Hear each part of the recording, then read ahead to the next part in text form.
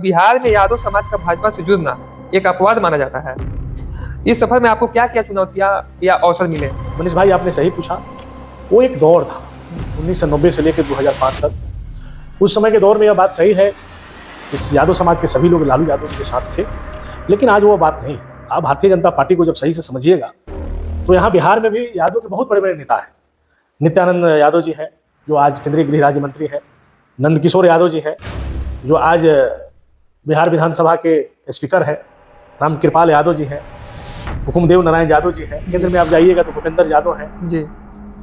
ऐसे ऐसे बहुत से यादव नेता हैं। मध्य प्रदेश के जो मुख्यमंत्री मोहन यादव जी, जाइए आप मध्य प्रदेश में, भारतीय जनता पार्टी ने मोहन यादव को वहाँ के मुख्यमंत्री बनाया है। कहीं ना कहीं जो हमारे देश के मुस्लिम समाज है उनको कहा जाता है कि वो भाजपा के वोटर नहीं है शुरू से ही, लेकिन क्या मानते हैं जब 3 तलाक जैसे मुद्दों पे सरकार काम करती है तो ये नहीं दिखाती है कि ये सरकार उन लोगों को भी उतनी ही तवज्जो देती है? मुस्लिम समाज के लोग में भी कुछ लोग पढ़े लिखे और समझदार हैं जो बातों को समझ रहे हैं कि भारतीय जनता पार्टी किसी जाति की विरोधी नहीं है, किसी धर्म की विरोधी नहीं है।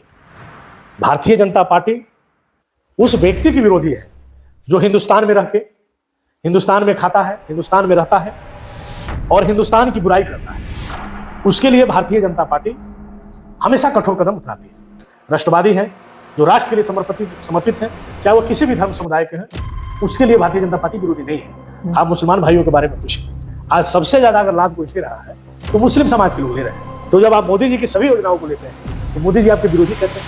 इसलिए आपको भी विरोधी मानने की जरूरत नहीं है। भारतीय जनता पार्टी उस मुसलमान भाई की विरोधी है जो भारत का खाते हैं और पाकिस्तान का खाते हैं, उसका तो हमेशा विरोधी है। जी, आरजेडी को यादव समाज का स्थायी वोट बैंक कहा जाता है। आप इस सोच को बदलने के लिए अपने स्तर से कुछ प्रयास कर रहे हैं क्या? नहीं, कोई अस्थाई वोट में और राजनीति में कोई अस्थाई नहीं होता है मनीष भाई, इस चीज को आप जानते हैं जी। राजनीति में सब कुछ संभव है। और आज आप यह क्लियर जान लीजिए कि यादव समाज के भी जो नौजवान हैं और चाहे हमारे बुजुर्ग लोग हैं, वो अभी इन बातों को समझ रहे हैं कि एक महापुरुष जो इस देश को तस्वीर और तकदीर बदलने के लिए पैदा हुआ है, नरेंद्र मोदी के रूप में, उसके साथ यादव समाज को भी रहना है। और मेरे युवा भी सोचते हैं, आज जो नए जनरेशन का युवा है वो जातिवाद को कहाँ समझते हैं। जन स्वराज एक नई पार्टी उभर के आई है बिहार में और जो बोल रही है कि जो हम मुद्दे लाते हैं उसी को अभी वर्तमान की सरकार लागू कर दे रही है, तो इस पर आप क्या कहेंगे और उनका क्या भविष्य है बिहार में? नमस्कार देशवासियों, मेरा नाम मनीष यादव है। आज के इस खास पॉडकास्ट में आपका स्वागत है। जैसे मैंने पिछला जो पॉडकास्ट किया था यहाँ के वर्तमान विधायक श्री प्रेमशंकर यादव जी के साथ, तो मैंने आपको पहले ही बताया था कि ये एक ऐसा विधानसभा है बैकुंठपुर जिसका जीत का चर्चा दिल्ली तक होता है। तो मैं एक भाजपा के ऐसे कार्यकर्ता के पास आ चुका हूं जो अपने जीवन में बिना किसी गॉडफादर के खुद अपना रास्ता इन्होंने खुद ही बनाया है। तो आज के हमारे गेस्ट श्री विनय यादव जी का बहुत बहुत स्वागत है। सर अपने बारे में कुछ हमारे दर्शकों को बताइए। बहुत बहुत धन्यवाद मनीष जी। सबसे पहले आप चंपारण के धरती से और इस बैकुंठ धाम में आए हैं मेरा इंटरव्यू लेने के लिए, तो मैं आपको और आपके चैनल को बहुत बधाई देता हूं। और आपने मेरे जीवन परिचय को पूछा, तो मैं आज वर्तमान में भारतीय जनता पार्टी का जिला का उपाध्यक्ष हूँ। और जब मैं 2016 में मुखिया बना तभी से मैं भारतीय जनता पार्टी का विधिवत सदस्यता ज्वाइन किया और तब से लेके आज तक मैं भारतीय जनता पार्टी के लिए काम करता हूँ जी। तो शुरुआती जीवन में आप राजनीति जैसे क्षेत्र में कैसे आए? जैसे मुझे पता चला कि आप एक मध्यम वर्गीय परिवार से थे, तो ये रास्ता चुनना कितना मुश्किल रहा या आसान रहा? देखिए, हम जिस समय राजनीति में आए उस समय हमारे उम्र के लोगों को राजनीति में महत्व नहीं मिलता था जी। लेकिन हमें बचपन से इच्छा था कि राजनीति में आओ, लोगों की सेवा करो, और यही इच्छा हमको एक दृढ़ संकल्पित किया राजनीति में आने के लिए। और मैं आपको बता दूं कि मैं जब 8वां क्लास में पढ़ता था जी, तब से मैं राजनीति में हूँ। 2001 का जब पंचायत चुनाव हुआ था, उस समय भी मैं पंचायत चुनाव में मेरे बड़े पिताजी चुनाव लड़े थे, मैं उनका प्रचार करता था। और मैं 2006 में स्वयं मैं अपने माताजी को चुनाव लड़ाया और तब से मैं राजनीति में हूँ। और 2016 में मुझे बैकुंठपुर के डुमरिया की जनता ने मुझे एक बार मुखिया बनाया, सेवा करने का मौका दिया, एक बार सेवा करने का मौका दिया। तो मैं अपने इस पंचायत वासियों का भी बहुत आभारी हूँ कि उन्होंने मुझे मुखिया के रूप में यहाँ चुना। और तब से मैं जो राजनीति अपना शुरू किया, आज तक मैं इसी काम में जी। इसमें एक बात मैं पूछना चाहूंगा, 2006 में जब आप यहाँ से चुनाव लड़े, उसके बाद फिर 2016 में मौका मिला, तो राजनीति एक धैर्य का नाम कहा जाता है, राजनीति मतलब धैर्य। तो इस 10 सालों के बीच आपका जीवन कैसे आपने संतुलित बना के रखा कि राजनीति में ही मुझे लोगों का सेवा करना है? देखिए 2006 में पहला जो चुनाव हमने लड़ा और 2016 में हम मुखिया बने, उस बीच में बहुत सारी कठिनाइयां भी आई, लेकिन मेरा एक ही लक्ष्य था कि मुझे इस पंचायत से मुखिया बनना है, मुझे राजनीति में कुछ करना है। तो मैंने चाहे लाख कठिनाई आया, लेकिन मैंने किसी भी समस्याओं को परवाह किए बिना मैंने इस काम में लगे रहा और आज जो हूं मैं आपके सामने हूं। जी। 2016 से 2021 के बीच में जब आप मुखिया बने थे, यहाँ की जनता ने आपको चुना था, तो आपने इस क्षेत्र में क्या बदलाव लाने का प्रयास किया था उस दौरान? जो यहाँ पे कमियां थी उसको कैसे दूर किया आपने? देखिए जब यहाँ की सम्मानित जनता ने मुझे 2016 में मुखिया बनाया, तो मुझसे जितना भगवान ने मुझे बुद्धि विवेक क्षमता दिया था, मैंने उस रूप से इस पंचायत को विकास करने का प्रयास किया। उस विकास के कड़ी में जब आप मेरे डुमरिया पंचायत में जाइएगा, तो ऐसा कोई भी गली नहीं है जहां हमने सड़क नहीं बनवाया जी। ऐसा कोई भी वृद्ध व्यक्ति नहीं होगा जिसका हमने वृद्धा पेंशन नहीं पास करवाया जी। हर प्रकार के काम हम लोगों ने किया। हर घर में हम लोगों ने नल से जल पहुंचाने का काम किया। आपको मैं बता दूं, आप मेरे यहाँ जाइएगा तो डुमरिया के लोगों को ब्लॉक में नहीं जाना पड़ता था जी। मेरे इसी आवास पे हमने आरटीपीएस काउंटर खोल के रखा था और एक ब्लॉक के ही कर्मचारी को हमने हायर करके रखा था। वह सुबह में मेरे यहाँ मेरे जनता का काम करके और फिर वह 10 बजे से अपने ब्लॉक के काम को करने जाया करते थे। जी। कहीं ना कहीं एक अच्छी पहल थी आपकी। और मेरे यहाँ के जितने भी जाति निवास, आय, पेंशन, आवास, किसी भी प्रकार के काम के लिए हम अपने जनता को ब्लॉक में नहीं जाने देते थे। जी। हमने इस काम को किया है। जी। तो फिर उसके बाद आप क्या मानते, क्या कमी रह गई कि जनता आपको दोबारा से आशीर्वाद नहीं दी? कुछ कमी रही होगी जी। जनता को कुछ और भी अपेक्षा होगा जी। कि इससे और अच्छा, जी। तो हमको मौका नहीं मिला। जी। तो अब आने वाले जस्ट लाइक जो विधानसभा है, क्या आप इसकी भी तैयारी कर रहे हैं? हाँ नहीं, हम इसकी कोई तैयारी नहीं कर रहे हैं। हम सिर्फ भारतीय जनता पार्टी का काम करते हैं। जी। इसके बाद मैं आपसे ये पूछना चाहूंगा, राजनीति जैसे फील्ड में जब आप आए तो आपका प्रेरणा मतलब कौन रहा? कोई नेता, कोई विचारधारा या व्यक्तिगत अनुभव? देखिए राजनीति में तो मेरे दो ही प्रेरणा स्रोत रहे हैं। एक देश के यशस्वी प्रधानमंत्री आदरणीय नरेंद्र मोदी जी और यहाँ बैकुंठपुर के यशस्वी पूर्व विधायक श्री मिथिलेश तिवारी जी। अब हम आते हैं भाजपा में 10 साल का जो आपका सफर रहा है, उसके ऊपर मैंने कुछ सवाल तैयार किए हैं और ये जो सवाल है ये कहीं ना कहीं बिहार के हर एक शख्स के मन में घूमते रहता है। तो मैं आपसे पूछना चाहूंगा, बिहार में यादव समाज का भाजपा से जुड़ना एक अपवाद माना जाता है। इस सफर में आपको क्या क्या चुनौतियां या अवसर मिले? देखिए मनीष भाई, आपने सही बोला कि यादव जो है मूल रूप से बिहार में उनको लालू यादव के साथ जोड़ा जाता है। मनीष भाई आपने सही पूछा, वो एक दौर था 1990 से लेकर 2005 तक। उस समय के दौर में यह बात सही है कि यादव समाज के सभी लोग लालू यादव जी के साथ थे, लेकिन आज वो बात नहीं है। आप भारतीय जनता पार्टी को जब सही से समझिएगा तो यहाँ बिहार में भी यादव के बहुत बड़े बड़े नेता हैं। नित्यानंद यादव जी हैं जो आज केंद्रीय गृह राज्य मंत्री हैं, नंदकिशोर यादव जी हैं जो आज बिहार विधानसभा के स्पीकर हैं, रामकृपाल यादव जी हैं, हुकुमदेव नारायण यादव जी हैं, केंद्र में आप जाइएगा तो भूपेंद्र यादव हैं जी। ऐसे ऐसे बहुत से यादव नेता हैं। मध्य प्रदेश के जो मुख्यमंत्री मोहन यादव जी, जाइए आप मध्य प्रदेश में, भारतीय जनता पार्टी ने मोहन यादव को वहां के मुख्यमंत्री बनाया है। तो कहीं ना कहीं भारतीय जनता पार्टी की तरफ भी यादव को झुकाव है जी। और यादव लोग भी भारतीय जनता पार्टी को वोट करते हैं और भाजपा सबका मतलब सम्मान करती है। और देखिए भारतीय जनता पार्टी का एक ही नारा है, सबका साथ, सबका विकास, सबका विश्वास और सबका प्रयास। इस नारे पर जब आप गौर करिएगा तो भारतीय जनता पार्टी किसी जात की पार्टी नहीं है, वो सबकी पार्टी है। दिल्ली में बैठकर जब देश के यशस्वी प्रधानमंत्री नरेंद्र मोदी जी कोई योजना बनाते हैं तो वह किसी एक जाति के लिए नहीं बनाते, वह सभी जाति के लिए योजना बनाते हैं, जिसको आप धरातल पर देख भी रहे हैं जी।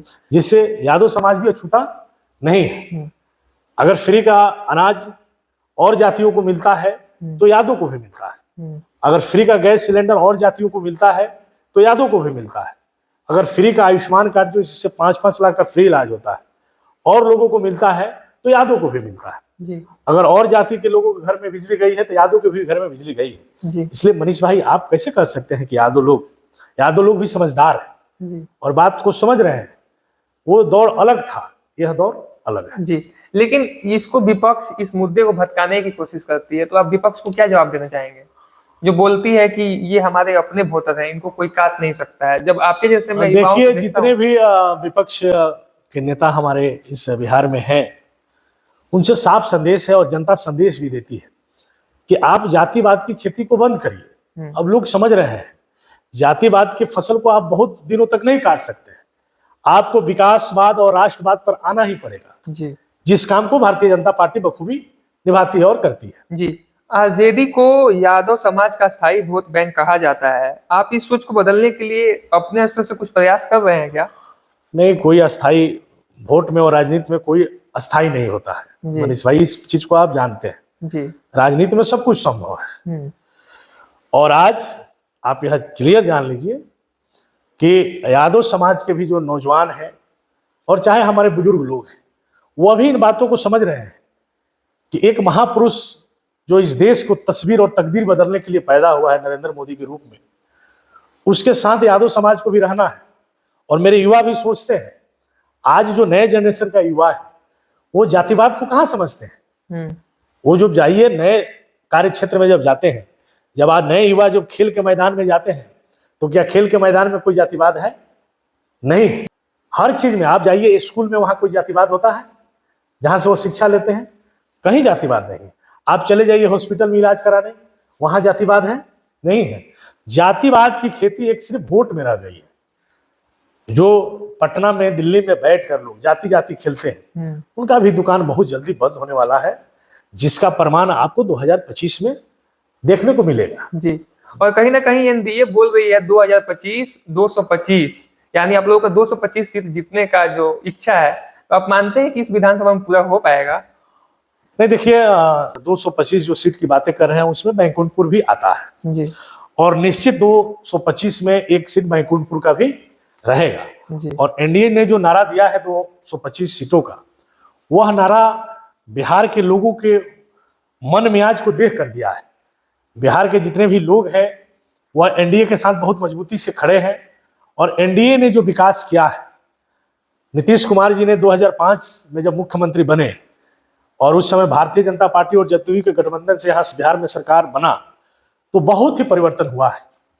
देखिए, मुझे बताने की आवश्यकता नहीं है, जो हमारे साथी 2005 से पहले के बिहार को देखे होंगे जी। और जो 2005 के बाद के बिहार को देख रहे हैं, तो उनको पता चल जाएगा कि बिहार में नीतीश कुमार जी के नेतृत्व में बहुत ही विकास हुआ है और हर क्षेत्र में विकास हुआ है।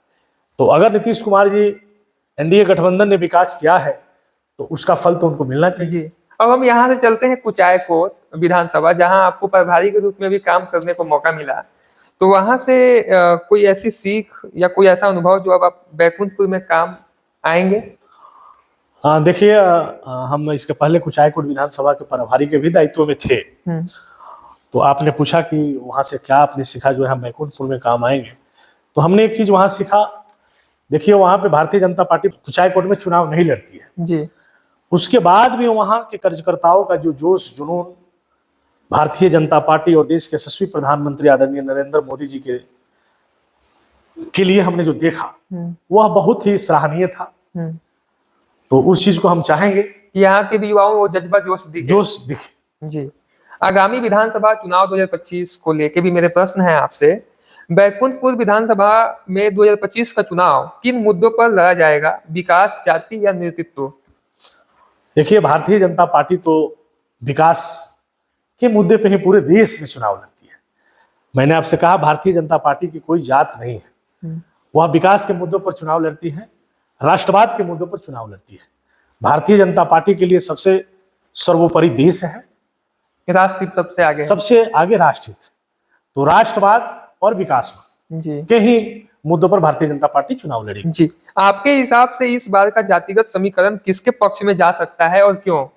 कहाँ का आप जातिगत पूछ रहे हैं, बैकुंठपुर का कि बिहार का? पूरे बिहार का पूछ रहा हूँ, ताकि जो अलग अलग पार्टियां अलग अलग अपने जाति के नाम पर कार्ड खेलती है। देखिए मनीष भाई, बिहार की जनता ने यह बता चुके हैं 2014 और 2024 में कि बिहार में जातिवाद चलने वाला नहीं है।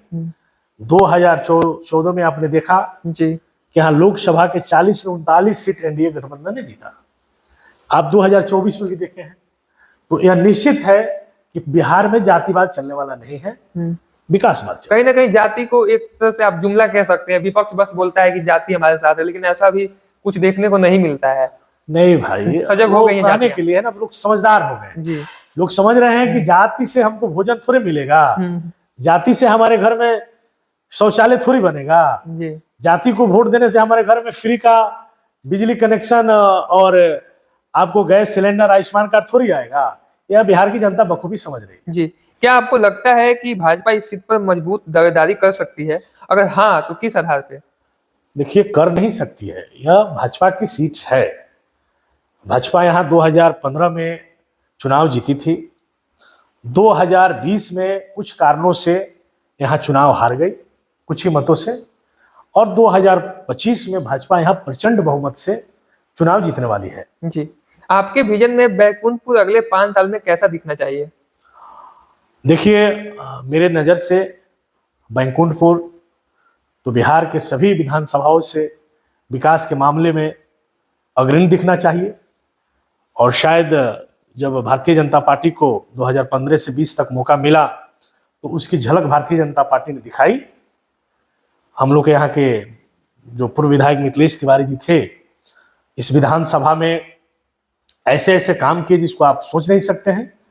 आप जब चंपारण से आइएगा, सारण में प्रवेश करिएगा हमारे गोपालगंज जिले में, तो माँ नारायणी के तट पर आप देखिएगा एक नारायणी रिवर फ्रंट का निर्माण हुआ है, जी जो पूरे भारत में ग्रामीण क्षेत्र में पहला नारायणी रिवर फ्रंट है। उस काम को मिथिलेश तिवारी जी ने कराने का काम किया।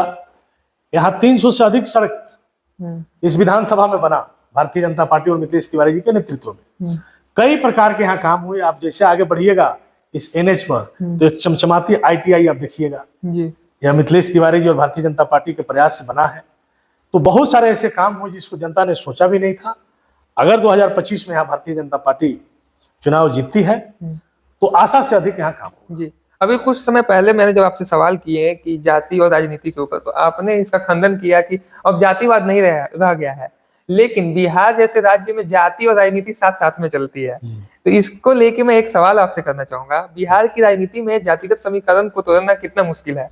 क्योंकि कहीं ना कहीं जब सिटिंग विधायक थे मिथिलेश तिवारी जी, तो जातिगत ही कुछ देखिए मनीष भाई, आपका कहना सही है, लेकिन इस बात को भी आप जानते हैं कि इस देश का इतिहास रहा है, जब से सृष्टि का निर्माण हुआ है हर चीज का अंत हुआ है। इस सृष्टि पे कोई चीज अस्थायी नहीं है। तो जाति तो बहुत छोटी चीज है। एक समय था कि यहाँ पे कांग्रेस और इंदिरा के अलावा कोई परिकल्पना भी नहीं कर सकता था कि यहाँ कोई दूसरा भी नेतृत्व खड़ा होगा। जी लेकिन आपने देखा कि भारतीय जनता पार्टी और इस देश ने नरेंद्र मोदी जी को भी देखा। तो देखिए, एक दौर अभी आ रहा है जो यहाँ पूरे देश से जाति वोट में तो खत्म ही हो जाएगी, चुनाव में तो खत्म ही हो जाएगी। जाति है, जाति शादी विवाह के लिए है ना, जाति भाईचारा निभाने के लिए है ना, जाति नेतृत्व के लिए नहीं है, जाति किसी देश को आगे बढ़ाने के लिए नहीं है। जिसमें क्षमता होगा वह नेतृत्व करेगा, वही देश को आगे बढ़ाएगा। जी। भाजपा में रहते हुए यादव समाज को जोड़ने के लिए आपने कौन सी रणनीतियां अपनाई हैं? देखिए, कोई रणनीति से कोई नहीं जुड़ता है। आपके काम, आपके विचारधारा, आपके व्यवहार से अगर कोई नहीं जुटे तो रणनीति से नहीं जुड़ता है।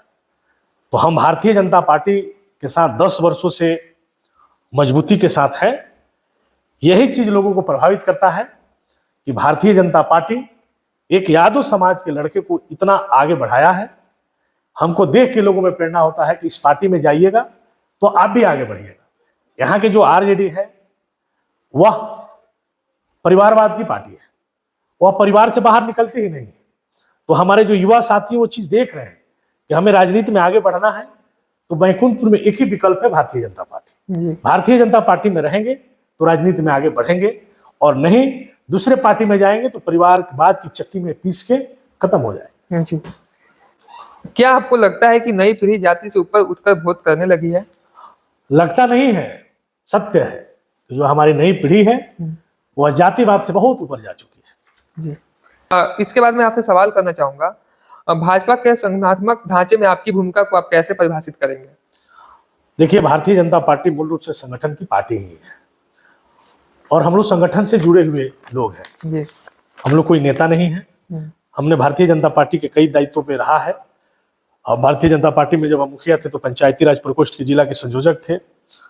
हम दो बार से आपको जिला के उपाध्यक्ष हैं। हम उत्तर प्रदेश के चुनाव में हाटा विधानसभा के संगठन के प्रभारी के रूप में भी जाके काम किए हैं। तो हम लोग तो निरंतर इस संगठन में काम करते हैं, भारतीय जनता पार्टी और इस देश को आगे बढ़ाने के लिए लगे रहते हैं। कहीं ना कहीं आप लोग भाजपा का एक सिपाही मानते हैं अपने आप को, कि जहां पे हमें मौका मिलेगा हम अपने आप को तैयार रखते हैं।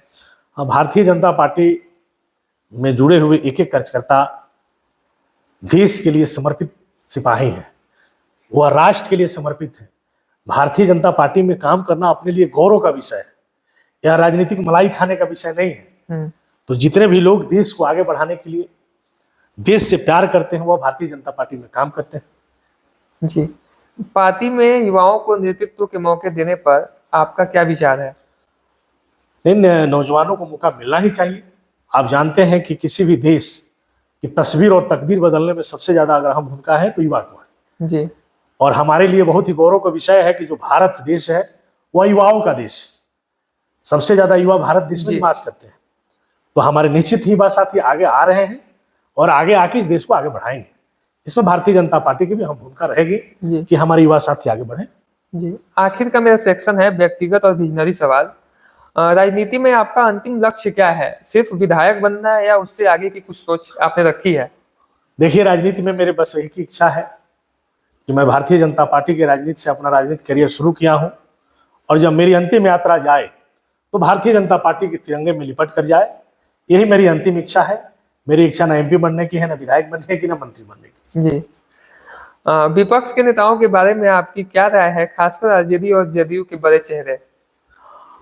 देखिए, यहाँ विपक्ष तो हमारे जदयू तो हमारा साथी है, हमारा विपक्ष नहीं है। आप जानते हैं हमारे गठबंधन है और हमारे गठबंधन के साथी बहुत ही मजबूती के साथ कदम से कदम मिलाकर यहाँ भारतीय जनता पार्टी का कमल कैसे खिले इसके लिए भी वो लोग प्रयासरत हैं। दूसरे हमारे जो यहाँ विपक्षी पार्टी है आरजेडी, जिससे हमको चुनाव लड़ना है, तो 5 साल यहाँ पे आरजेडी के विधायक थे प्रेम शंकर यादव जी। तो प्रेम शंकर यादव जी का भी काम यहाँ की बैकुंठपुर की जनता ने देखी है कि 5 साल में इन्होंने क्या क्या काम किया है। तो जो किए होंगे उस रूप से यहाँ जनता उनको मत देगी। और भारतीय जनता पार्टी को जो 5 साल पहले मौका मिला था तो उसने क्या किया था, दोनों का काम का कंपेरिजन होगा और दूध का दूध पानी का पानी हो जाएगा। लेकिन अभी 3 तारीख को जो एक तेजस्वी जी का उन्होंने कार्यक्रम रखा था बहन सम्मान, तो उसमें काफी महिलाएं दिखी और काफी जन सैलाब दिखा। तो क्या आपको नहीं लगता है कि इससे भाजपा यहाँ पे खतरे में है? अरे देखिए, नकल करके कोई आदमी टॉपर नहीं ना बन जाता है जी। नकल करने वाला विद्यार्थी पास हो सकता है लेकिन वह टॉपर स्कूल का नहीं बन सकता है। ये जो माई बहन योजना है, आपको मालूम होगा कि हम लोग का योजना है। जो आप चले जाइए मध्य प्रदेश में लाडली बहना योजना है, तो उसी योजना को ये लोग नकल कर रहा है। तो ये तेजस्वी यादव जी कोई सरकार में है, हम आएंगे तो करेंगे। तब तक हमारी जो भारतीय जनता पार्टी और एनडीए की सरकार है यहाँ कर रही है और यहाँ की माताएं बहनें जान रही है कि माताओं बहनों का चिंता कौन करता है। उनकी अगर कोई सम्मान की चिंता करता है तो वह भारतीय जनता पार्टी और जदयू करता है। आप सम्मान को देखते हुए हर घर में शौचालय किसने बनाया? कभी आरजेडी के लोगों को ध्यान था, लेकिन 12-12 हजार रुपया देकर अगर हमारी माताओं बहनों के सम्मान करने का कोई काम किया तो देश के यशस्वी प्रधानमंत्री आदरणीय नरेंद्र मोदी जी ने किया जी। और हर प्रकार के काम माताओं बहनों के लिए हम लोग कर रहे हैं। और आरजेडी के सरकार में माताओं बहनों के साथ क्या हुआ है मुझे बताने की जरूरत नहीं है। जो 2005 के बिहार को देखे होंगे वो अपने आप समझ जाए। जी। इसमें एक और सवाल मैं पूछना चाहूंगा। कहीं ना कहीं जो हमारे देश के मुस्लिम समाज है उनको कहा जाता है कि वो भाजपा के वोटर नहीं है शुरू से ही, लेकिन क्या मानते हैं जब 3 तलाक जैसे मुद्दों पे सरकार काम करती है तो ये नहीं दिखाती है कि ये सरकार उन लोगों को भी उतनी ही तवज्जो देती है जितना औरों को देती है? देखिए, मुस्लिम समाज के लोग में भी कुछ लोग पढ़े लिखे और समझदार हैं जो बातों को समझ रहे हैं कि भारतीय जनता पार्टी किसी जाति की विरोधी नहीं है, किसी धर्म की विरोधी नहीं है। भारतीय जनता पार्टी उस व्यक्ति की विरोधी है जो हिंदुस्तान में रह के हिंदुस्तान में खाता है, हिंदुस्तान में रहता है और हिंदुस्तान की बुराई करता है। उसके लिए भारतीय जनता पार्टी हमेशा कठोर कदम उठाती है। जो राष्ट्र के लिए समर्पित है, चाहे वो किसी भी धर्म समुदाय के हैं, उसके लिए भारतीय जनता पार्टी विरोधी नहीं है। आप मुसलमान भाइयों के बारे में पूछें, आज सबसे ज्यादा अगर लाभ कोई ले रहा है तो मुस्लिम समाज के लोग ले रहे हैं। सबसे ज्यादा राशन अगर किसी के घर में जाता है तो हमारे मुसलमान भाइयों के घर में जाता है। सबसे ज्यादा फ्री अगर सिलेंडर किसी को हम लोगों ने दिया है तो उस मुसलमान भाइयों के घर में दिया है। सबसे ज्यादा आयुष्मान कार्ड का कोई लाभ लेता है तो हमारे मुसलमान भाई लेते हैं। हमारे मुसलमान भाई कभी तो नहीं कहते कि मोदी जी का दिया हुआ राशन है या मोदी जी का दिया हुआ सिलेंडर है या मोदी जी का दिया हुआ आयुष्मान कार्ड है, हम नहीं करेंगे। तो जब आप मोदी जी की सभी योजनाओं को लेते हैं तो मोदी जी आपके विरोधी कैसे हैं? इसलिए आपको भी विरोधी मानने की जरूरत नहीं है। भारतीय जनता पार्टी उस मुसलमान भाई के विरोधी है जो भारत का खाते हैं और पाकिस्तान का गाते हैं, उसका तो हमेशा विरोधी है। जी क्या आपको लगता है कि विकास आधारित राजनीति बिहार में टिकाऊ हो सकती है? देखिए, बिहार में ही नहीं, इस बैकुंठपुर में भी, पूरे देश में अब विकासवाद ही चलेगा। ये जाति की खेती करने वाले लोग को जो पैर के नीचे जमीन खसक चुकी है, अब यह चलने वाला नहीं है। इसलिए इन लोगों में बहुत बुकलाहट है कि भाई नरेंद्र मोदी एक ऐसा नेता आया जो ये पूरे देश में विकास को, राष्ट्र को आगे बढ़ाया है। तो इसलिए यहाँ विकास और राष्ट्रवाद ही चलेगा, जातिवाद नहीं चलेगा। आखिर के 3 सवाल है मेरे आपसे। जन स्वराज एक नई पार्टी उभर के आई है बिहार में और जो बोल रही है कि जो जो हम मुद्दे लाते हैं उसी को भी वर्तमान की सरकार लागू कर दे रही है, तो इस पे आप क्या कहेंगे और उनका क्या भविष्य है बिहार में? देखिए, जब हम लोग छोटे थे ना तो हम लोग की माँ, जब हम लोग रोते थे तो माँ एक कहानी सुनाती थी कि चंदा मामा दूर के पुआ पकाए गुड़ के ना, और आप खाए थाली में ना, हाँ। और कुछ ऐसे था जी। तो वही ये जो सपना है ना, ठीक है ना, वह सपना प्रशांत किशोर जी लेके चले। तो देखिए, सपना तो सोते हुए अच्छा लगता है, सोए हैं उसी में सपना का आनंद मिलता है। जगते हुए सपने का कोई मतलब नहीं है। तो प्रशांत किशोर जी हैं, अभी ख्वाबों की दुनिया में घूम रहे हैं। अभी तक तो वो चुनाव लड़ाने का काम करते थे, अब की बार लड़ने का काम किया। तो लड़ाने और लड़ने में बहुत अंतर होता है। लड़ा अपने शक्ति से जाता है जी, ठीक है ना, लड़ा अपने शक्ति से और लड़ाया दूसरे की शक्ति से जाता है। मानिए कि आखिरी में पहलवान अपने शक्ति से लड़ेगा जी, दाव आप बता सकते हैं, लेकिन उस पहलवान में कितना ताकत है वो पहलवान पर निर्भर करता है जी। तो अभी प्रशांत किशोर जी अभी बिहार में अपना नई पार्टी बनाए हैं। उनके विचारों के साथ भी हम लोग का समर्थन है, उनका विचार अच्छा है, लेकिन अभी वह बिहार को समझे चले। अभी उनके लिए कोई वैकेंसी यहाँ नहीं है बिहार में। अच्छा। यहाँ बिहार में कोई वैकेंसी नहीं है। यहाँ बिहार की जो जनता है वो एनडीए के साथ मजबूती से है और आने वाले समय में भी यहाँ बिहार में कोई वैकेंसी नहीं है। तो क्या राजनीति में आने के बाद आपके जीवन में कुछ बदलाव आया? हाँ, देखिए, राजनीतिक तो सामाजिक जीवन होता है और सामाजिक जीवन, पारिवारिक जीवन, व्यवसायिक जीवन, सब में अंतर होता है। तो निश्चित रूप से बदलाव आया। हम लोग समाज के बीच रहते हैं, समाज के समस्याओं को देखते हैं, समझते हैं, और जो समाज में कठिनाइयां है, परेशानियां हैं, उसको दूर करने के प्रयास करते हैं। तो निश्चित रूप से राजनीतिक जीवन में आने के बाद बहुत ही बदलाव हुआ है जी। अगर कोई युवा राजनीति में आना चाहता है और खास करके वो यादव समाज से हो और भाजपा या एनडीए जैसे पार्टियों से जुड़ना चाहता है और वो डरता है आने से, तो उसके लिए आप क्या कहेंगे? देखिए, आपने एक ऐसा सवाल पूछा जो फिर जातिवाद से आधारित है जी, और हमने कहा है कि जातिवाद अब खत्म होने वाला है। लेकिन एक बात हम जरूर कहेंगे, हमारे यादव समाज के नौजवान के लिए भी, चाहे वो किसी समाज के नौजवान हो, अगर आप राजनीति करना चाहते हैं और खास करके बैकुंठपुर में, तो एक भारतीय जनता पार्टी ही एक ऐसा प्लेटफॉर्म है जिस प्लेटफॉर्म पर आके आप आगे बढ़ सकते हैं। दूसरा किसी प्लेटफॉर्म पर, किसी पार्टी में जुड़कर आप आगे नहीं बढ़ सकते। आप जानते हैं कि यहाँ के जो नेता लोग हैं जो अपना प्रचार प्रसार करते हैं कि इस बैकुंठपुर में हमारे पिताजी 50 वर्षों से सेवा किए जी, पिताजी के नहीं रहने पर हम सेवा किए और हमारे नहीं रहने पर हमारे बेटा सेवा करेंगे। यह मेरा जन्मसिद्ध अधिकार है कि बैकुंठपुर में हम ही लोग रहेंगे। राजतंत्र खत्म हो गया, लोकतंत्र स्थापित हो गया, लेकिन यहाँ के हमारे विपक्ष के नेताओं के दिमाग में वही बात अभी तक बैठा है। वो एक समय था कि राजा के पेट से राजा पैदा होता था, आज एक समय है कि जनता के वोट से राजा पैदा होता है। तो मेरे युवा साथियों से यही अपील है कि उस परिवारवाद और जातिवाद के साथ जुड़ के आप राजनीति करिएगा तो आप कभी भी आगे नहीं बढ़ सकते। आज विनय यादव आपके सामने जीता जाता उदाहरण है।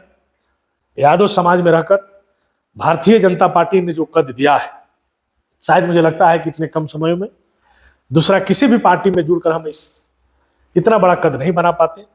इसलिए आप आइए और भारतीय जनता पार्टी के साथ जुड़िए, और आप राजनीति करना चाहते हैं तो अपना भविष्य भारतीय जनता पार्टी में संवारिए। यही मेरा विचार है और आपका साथ शुभकामना भी। जी, चलते चलते बिहार और बैकुंठपुर की जनता को आप क्या संदेश देना चाहेंगे इस विधानसभा को लेकर जो चुनाव आने वाला है? देखिए, हम बैकुंठपुर की जनता, सम्मानित जनता को सबसे पहले प्रणाम करते हैं और आपसे अनुरोध करते हैं कि बैकुंठपुर बहुत ही सालों से जातिवाद, परिवारवाद की चक्की में पिसती आई है, और यहाँ पे 2015 में एक मिथिलेश तिवारी के रूप में एक व्यक्ति को आप लोगों ने मौका दिया भारतीय जनता पार्टी जैसे पार्टी से, और उन्होंने इस बैकुंठपुर को, राजनीति को बदलने का प्रयास किया। उन्होंने नारा दिया जातिवाद बीमारी है, दवा मिथिलेश तिवारी है। उन्होंने दूसरा नारा दिया कि इस बैकुंठपुर को हम बैकुंठ धाम बनाएंगे, और इन्होंने इस दोनों नारा को चरितार्थ किया। फिर 2025 का चुनाव आ गया तो हम आपसे यही अपील करेंगे कि जो आपके बारे में सोचा है, आपके बारे में चिंता किया है, जो आपका विकास किया है, जो जात पात से ऊपर उठकर और विकास को अहमियत दिया है, वैसे पार्टी, वैसे व्यक्ति को आप बैकुंठपुर में फिर लाइए और एक नया बैकुंठपुर बनाइए। जी, चलते चलते मैं आपसे ये पूछना चाहूंगा कि आपको आज का ये पॉडकास्ट मेरे साथ करके कैसा लगा, ये भी बताइए ताकि मुझे कुछ प्रेरणा मिलेगा। और देखिए मनीष भाई, हम कई चैनलों पर इंटरव्यू दिए हैं, लेकिन हमको उस सभी चैनलों से आपका अलग लगा इंटरव्यू लेने का तौर तरीका, सवाल पूछने का तरीका। और मैं इस चैनल के माध्यम से, आप ही का चैनल है, मैं बता देना चाहता हूं कि आपका चैनल बहुत आगे जाएगा और आप भी बहुत आगे जाइएगा। ये मेरा व्यक्तिगत अनुभव बोल रहा है। जी, बहुत बहुत धन्यवाद दर्शकों। हम मिलते हैं अगले पॉडकास्ट में एक नए मेहमान के साथ, और हमारा प्रयास रहेगा कि हम मिथिलेश तिवारी जी से भी वो सारे सवाल करें जो हमने प्रेम शंकर यादव जी से किया था, क्योंकि हमारा ये मानना है कि अगर आप खास करके जब राजनीति जैसे फील्ड में लोगों की बातें जब रखते हैं, जो जनप्रतिनिधि हैं, तो हर एक हिस्से को दिखाना जरूरी होता है, ना कि एक आप हिस्से को दिखा के और आप अपना अगला चाल कहीं और चल दें। बहुत बहुत धन्यवाद, मिलते हैं अगले पॉडकास्ट में। सर बहुत बहुत धन्यवाद, आपने अपना काफी कीमती समय दिया। अभी आप निकलने वाले भी हैं किसी कार्यक्रम में, फिर आपसे जरूर मुलाकात होगी। जय हिंद। चलिए बहुत बहुत धन्यवाद मनीष जी।